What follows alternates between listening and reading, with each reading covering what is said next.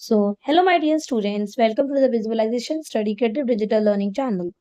Today, I am going to explain Chapter 7 of Class 2, and the chapter name is Rani's Gift. Rani's Gift means Rani का तोहफा. आगे बढ़ते हैं.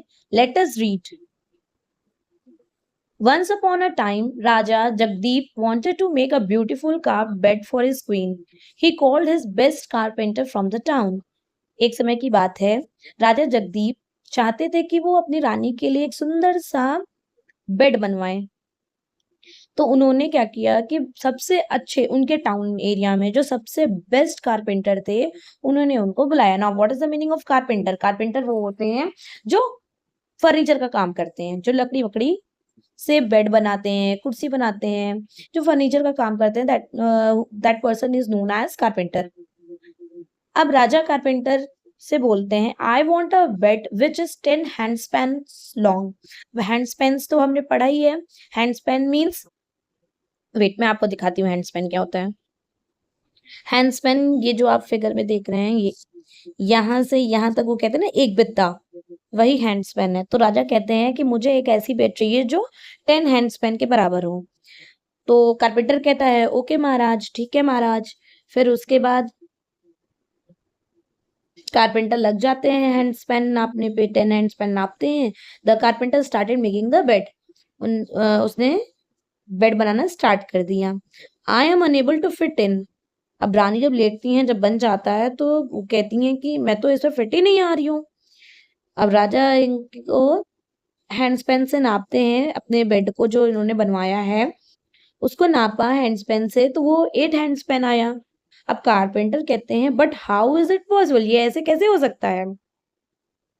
1 2 3 4 करते करते 14, इट इज 14 हैंड स्पैन।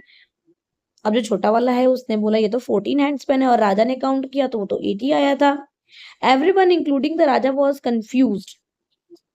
अब सभी क्या थे, सब कंफ्यूज हो गए। अरे ये क्या हो गया, किसी के हाथ से 14 आ रहा है, किसी के हाथ से 10, अरे 8 आ रहा है, तो ये सब कैसे हो सकता है? फिर राजा के एक मंत्री ने बोला, I have a solution for this. मेरे पास एक उपाय है। Discuss the solution which was given by the मंत्री टू सॉल्व द कंफ्यूजन। अब यहाँ अब यहाँ पे जो भी मंत्री ने उस कंफ्यूजन को सॉल्व किया, वहां पे डिस्कशन हुआ। So let us do, use your textbook to measure the length of the following objects.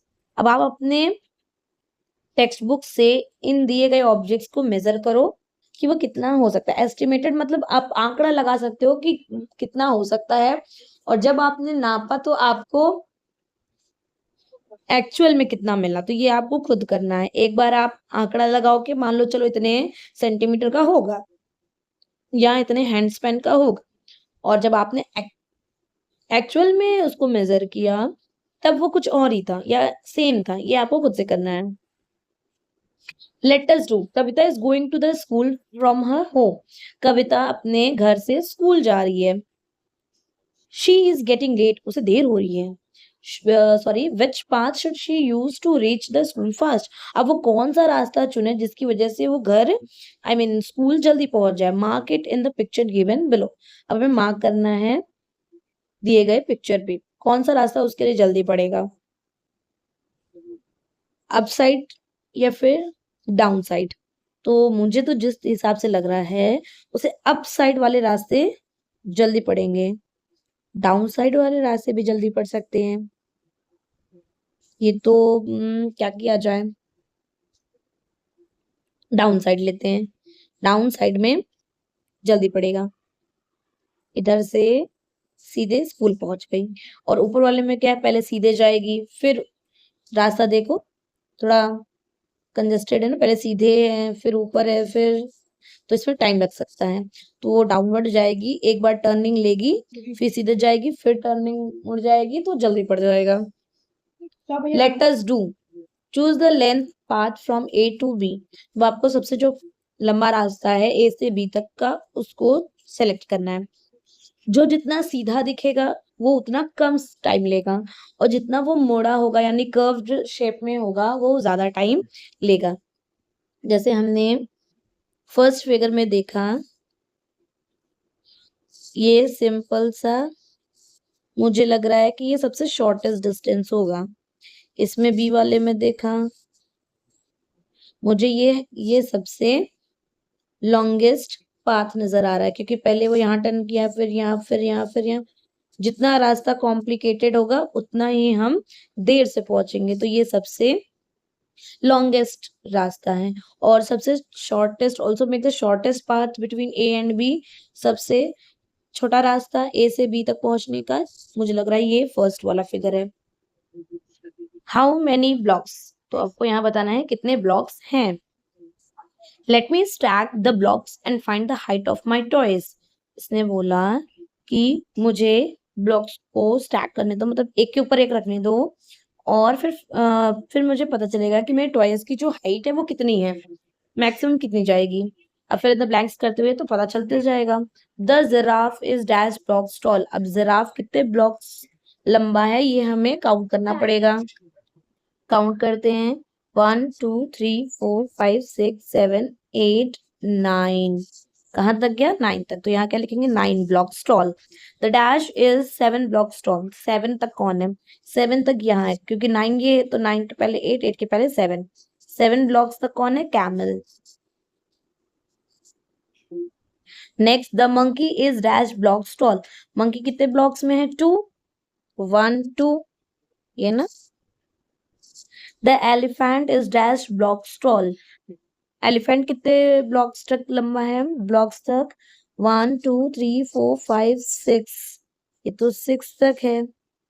The elephant is 6 blocks tall, but इसने एक ब्लॉक पहले से ही लगा रखा है, तो बेसिकली अगर हम इसका ब्लॉक हटा देंगे, उसने हाइट इंक्रीज करने के लिए किया है ना, तो ये बेसिकली 6 बोला है, लेकिन होगा 5। क्यों होगा 5? क्योंकि एक ब्लॉक उसने हाइट इंक्रीज करने के लिए लगाया, तो एक हम कम कर देंगे। नेक्स्ट है, let us do. How long is your hand? Trace your hand in the space given below and count the number of lines. यहाँ पे आपको ये देखना है कि आपका हाथ कितना लंबा है। अब यहाँ जो दिए गए स्पेस है, यहाँ पे आप अपने हैंड को बनाओ, और जितने लाइन तक जाता है वहां तक आपका लाइन हो जाएगा। मान लो आपने हैंड बनाया, हैंड अपना हाथ रखोगे और छापते चले जाओगे।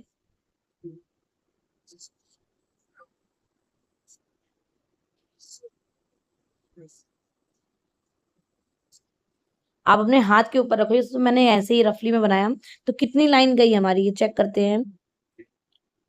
1 2 3 4 5 6 7 8 9 10 11 12 13। मैक्सिमम कितनी लाइन गई? 13। तो नंबर ऑफ लाइंस क्या लिखेंगे? 13।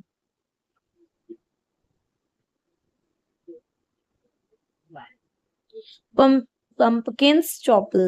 Look at the picture and compare which vegetables are lighter or heavier than the other vegetables. हमें पिक्चर को देख के कंपेयर करना है कि कौन सा वेजिटेबल हल्का है दूसरे वेजिटेबल से, या कौन सा वेजिटेबल भारी है दूसरे वेजिटेबल से। नंबर 1 पे क्या है? I tell you I am the most. मैं तुम्हें बता रही हूँ कि मैं सबसे ज्यादा क्या हूँ? मैं सबसे ज्यादा लाइटेस्ट हूँ। पंपकिन कहता है I am heavier than bottle gourd. मैं लौकी से ज्यादा हैवी हूँ। लौकी यानी bottle gourd. I am heavier than a carrot. Bottle gourd कहता क्या है कि मैं कैरेट से ज्यादा हैवी हूँ। I am lighter than cauliflower. मैं कॉलीफ्लावर मीन्स मैं गोभी से ज्यादा हल्का हूँ। I am dash than pumpkin. ये कौन कह रहा है? ये वाटरमेलन कह रहा है I am heavier then pumpkin, क्योंकि जो वाटरमेलन होता है वो थोड़ा भारी होता है ना, तो हम क्या लिखेंगे? आई am heavier then pumpkin. What do you think is heavier, a pumpkin or a watermelon? Discuss.